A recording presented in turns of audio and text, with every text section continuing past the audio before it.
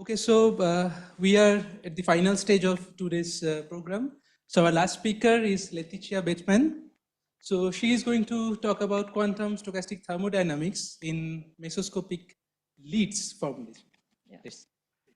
Thank you for the introduction. Yeah, my name is Laetitia. I'm a PhD student in my last year in the group of John Gould at Trinity College Dublin, and today I'd like to talk to you about or share our progress in quantum stochastic thermodynamics in the mesoscopic-leads formulation. So the broad motivation for this work is basically to make a step forward in characterizing currents that are exchanged between open quantum systems and their surroundings. So the kind of systems we have in mind here are open quantum systems that connect to various thermal reservoirs that are kept at different temperature and chemical potentials, and they change energy with those, for example, through the flow of heat or particles, as indicated here.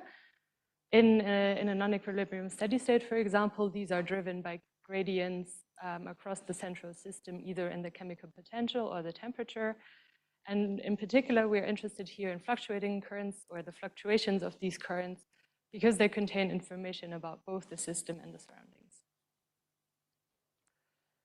In order to study those fluctuations, though, we have to go beyond averages over ensembles, and we take the approach of continuous quantum measurement of the open quantum system. And what I mean by that is that we assume we can monitor a particle exchange between the thermal reservoirs and the system, and we obtain some sort of output current, which we interpret as a stochastic and correlated time series. And once such a measurement is performed and the clicks are recorded and the initial state is known, that's sufficient information to reconstruct the state along a given trajectory at each point in time. In particular, since we have the state, we can compute observables along these trajectories, as is shown here, for example, for the occupation of a double quantum dot connected to two reservoirs as a function of time. So you have these continuous evolutions, which are interspersed with instantaneous jump updates. So this, what I described just now, is basically a single experimental run, but if you were to repeat this many times, you could construct a full distribution of integrated thermodynamic currents and answer questions, for example, of what is the probability for a total charge n to pass through the system up to a given time. Typically, such answers can be obtained through methods such as full counting statistics.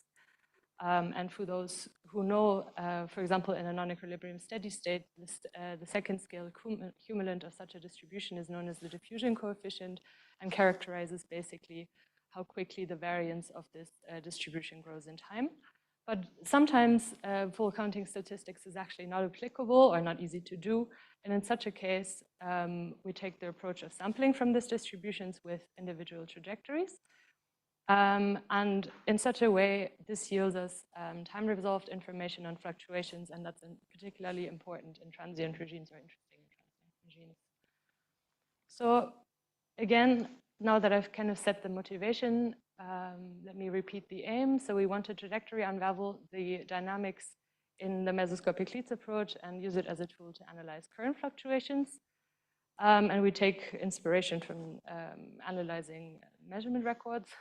So now that I've talked about that, let me introduce now what is this mesoscopic-leads approach that I've been referencing. Then I'll describe its conditional dynamics, show thermodynamic consistency through the validation of an integral fluctuation theorem of entropy production, and then we'll apply this formalism to obtain heat statistics in information erasure. And finally, I'll conclude and give an outlook. So what is this mesoscopic-leads formalism? It's basically a formalism which lets us accurately model realistic reservoirs. And the key idea for that is to approximate a reservoir that's assumed to be consisting of infinitely many lead modes, by a finite number of damped modes. So everything that is described here in this red box, or symbolized by this red box, is going to be replaced by a finite number of modes that are each coupled to an individual reservoir. So this is basically replaced by this new red box.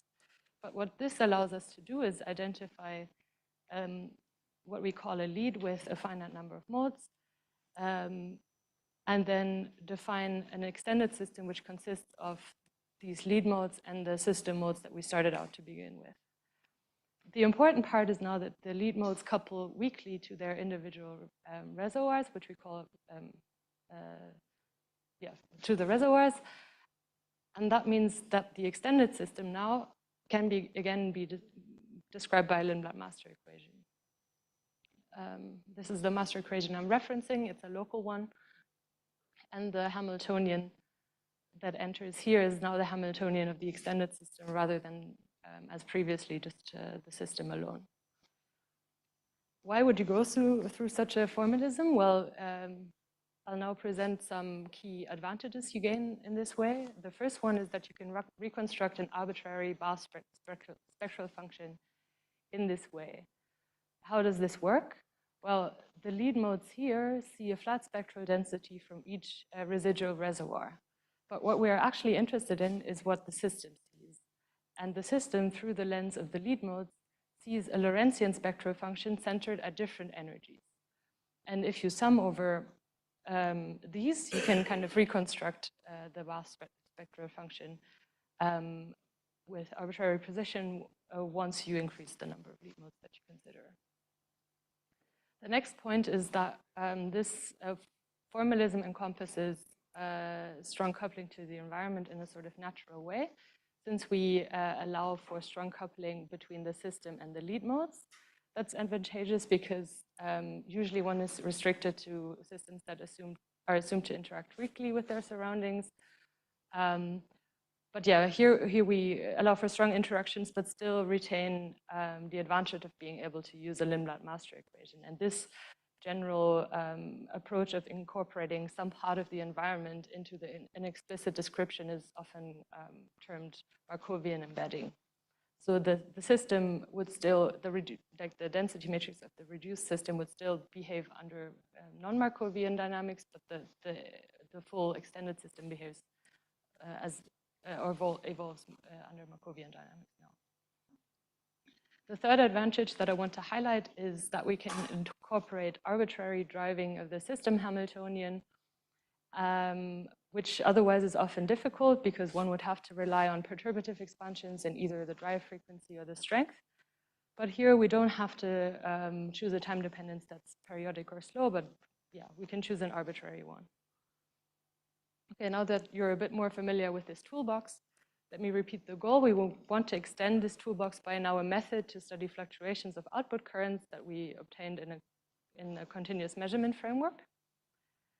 One thing I should mention here as well, that for this work we focused on fermionic systems with a quadratic Hamiltonian alone. This has the following advantage that for such systems, the covariance matrix C fully encodes the state. So the matrix elements of C are defined here, and since the state rho depends on matrices C and the scalar Z, which both are defined in terms of the covariance matrix,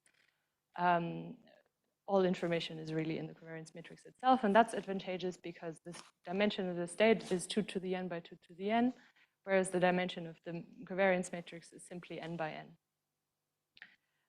And typically the number of lead modes here is quite large, so this dimensional reduction is really quite important for us. Okay, so let me start by describing the unconditional evolution of the extended system.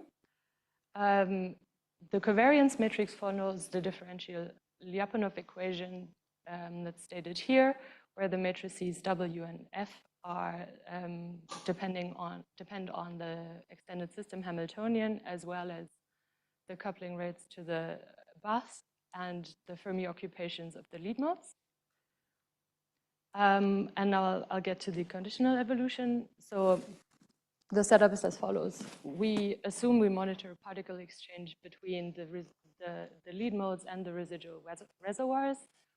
We have a measurement record that indicates whenever transitions happened here. And then we need to know how to update the state, or rather the covariance matrix, when a jump occurs or when no jump occurs.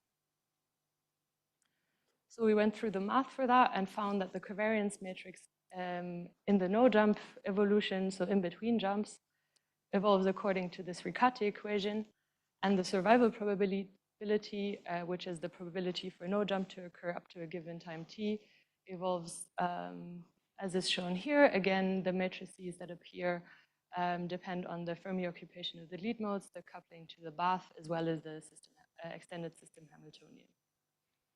And then once jumps are registered, there's two kinds of jumps that we need to distinguish.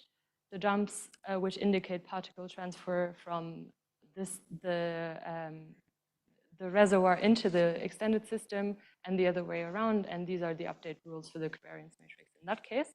And of course, the survival probability has to be instantaneously reset to 1 as well. Once such a procedure is implemented, and here we take 10 lead modes per bath, you can, for example, in a single trajectory, follow the occupations of a double quantum dot connected to two mesolead reservoirs and see the usual stochastic evolution when taking the expectation values. Okay, so now we would like to move on to a more the thermodynamics part. We want to show that the distributions we obtain with our method for the entropy production verify the integral fluctuation theorem. So let me briefly kind of sketch again what that means. By the second law of thermodynamics, the changes in entropy in irreversible processes are positive. Well, that's actually a bit blurred in the macroscopic world because that's verified only on average, which means that if we take a continuous measurement approach and consider stochastic entropy production along single trajectories, this becomes a measure of irreversibility. So again, we've seen this before this week, but the total entropy production then is given by the log of the probabilities for the trajectory to occur in the forward direction or that for it to occur in the backwards direction. And then it's kind of straightforward to see that if you take the negative of this entropy production and exponentiate it and then average over all possible trajectories, this is equal to 1. And we again take the approach that was discussed earlier this week, namely the two-point measurement scheme, to compute the stochastic entropy production, and can then split it into two terms, one that is associated to a change in entropy of the system along the trajectory, and one that is associated to the entropic flux that was transferred to the environment during the trajectory itself. So these are these two terms here. Again, this is the two-point measurement scheme that was described before, and these are related to the projective measurements at the beginning and end of the trajectory, and this is the heat flux that is accumulated during the trajectory itself.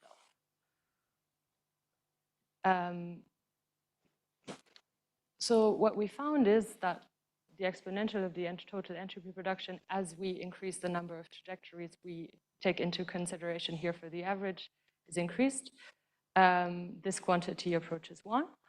And we verified this also for the case of the uncertainty entropy production and the martingale entropy production, which are sort of the classical and quantum components of the total, and also found convergence there.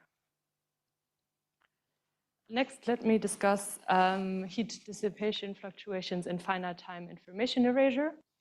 Here we consider the erasing one bit of information in a qubit that's coupled to a reservoir that's described in the Mesoscopic-leads formalism. The qubit is initialized with an occupation 1/2. Then the energy is ramped up, and ideally the qubit ends up with population 0. This is the driving protocol we implemented. And what we found then is, well, this distribution for the dissipated heat. We found, well, this is for the slow driving case, I should say. We found non-Gaussian statistics with negative skewness in the heat distribution, even in slow driving. We were able to detect rare events that corresponded to extremely large heat flow back into the system, although the majority of trajectories corresponded to a heat flow into the bath, which is in agreement with Landauer's principle, by which the difference in heat over the temperature of the bath is lower bounded by log2, which is the change in von Neumann entropy of the system. And what we wanted then to study was how this distribution would change as the driving speed was varied. Here, lower values on the x-axis correspond to faster driving and longer execution times. And we found that, as we would expect, the faster we drive, the higher the dissipation was. But we also found that the variance of the distribution of the heat increased when the driving speed was increased as well. Okay, let me now conclude and give an outlook. I hope I have convinced you that we have established a numerically efficient method for direct stochastic sampling of thermodynamic quantities for non-Markovian settings and realistic reservoirs. That in this way we obtain time-resolved access to the distribution of integrated currents. We've tested convergence to the integral fluctuation theorem of entropy production and applied this framework to obtain the heat dissipation distribution in finite time information erasure. And to give an outlook, another possibility which we haven't explored yet is to access the current in an energy resolved fashion, because we can study currents through individual lead modes which are set to different energies. Another step forward would be to overcome the Gaussianity restriction by using tensor network methods. One could also explore different lead geometries, which I know is undertaken at the moment at the University of Rochester in the group of Gabriel Landi, and to extend this to include quantum measurement-based control. With this, I've come to the end, and thank you for your attention.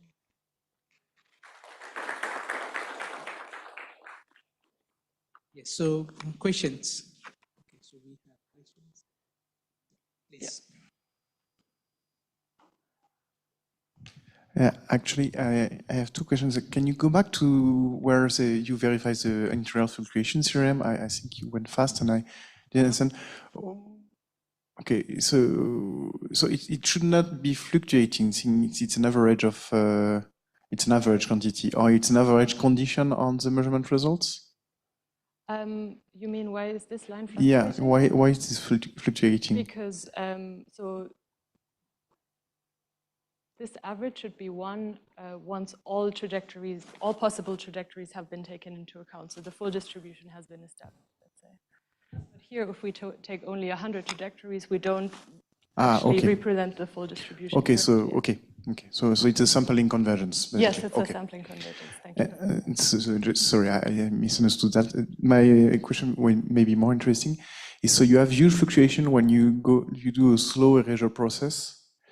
Could you, when you do a slow erasure process, so you verify mostly Landauer bound, but you have huge fluctuations. So I know that this appears also in the two-time measurement picture for Hamiltonian dynamics open quantum system, but it was identified with failure, like the huge fluctuations were identified with failures of erasure.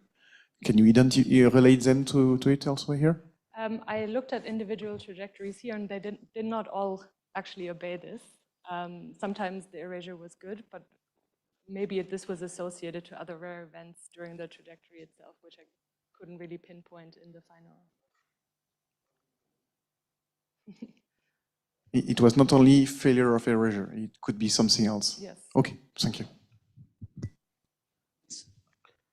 Yeah, so you were considering as the heat or this thing as the jumps between the extended lead modes and the residual baths, or the system and the lead modes?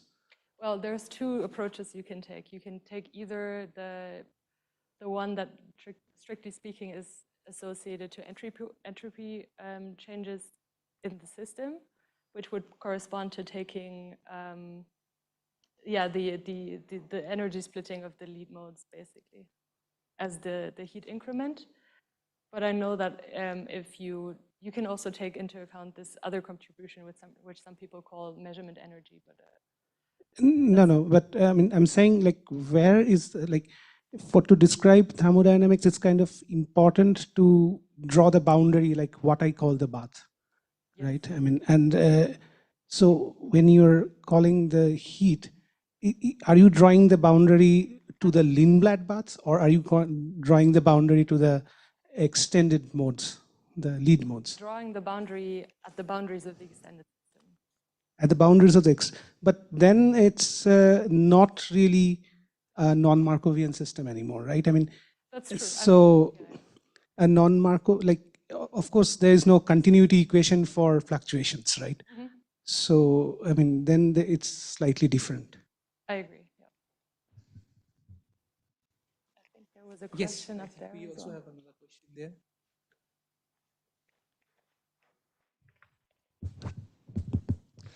Thank you for the very nice talk.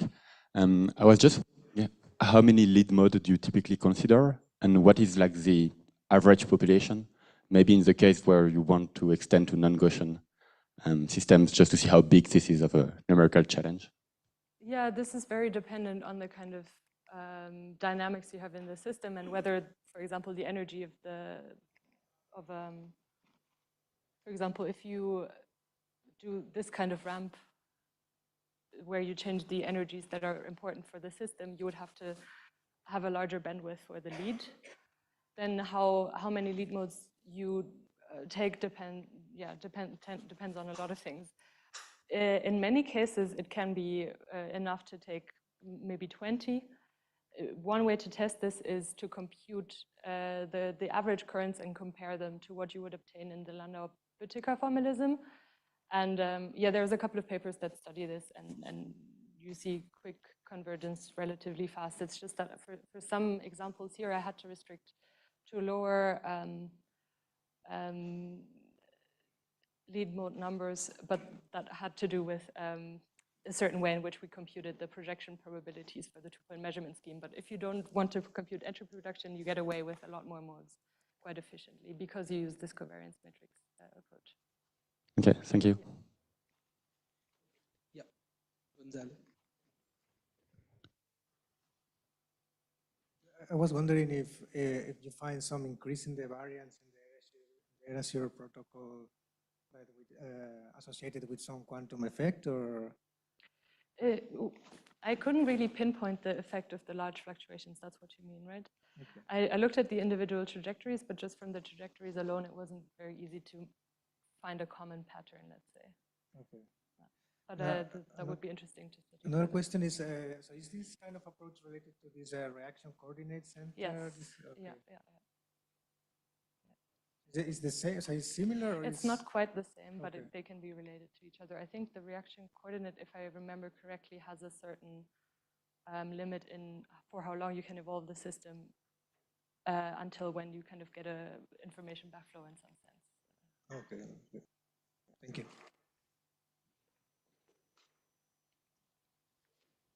Okay, so if there is no more questions, so let's thank Laetitia and also Devrat once again, please.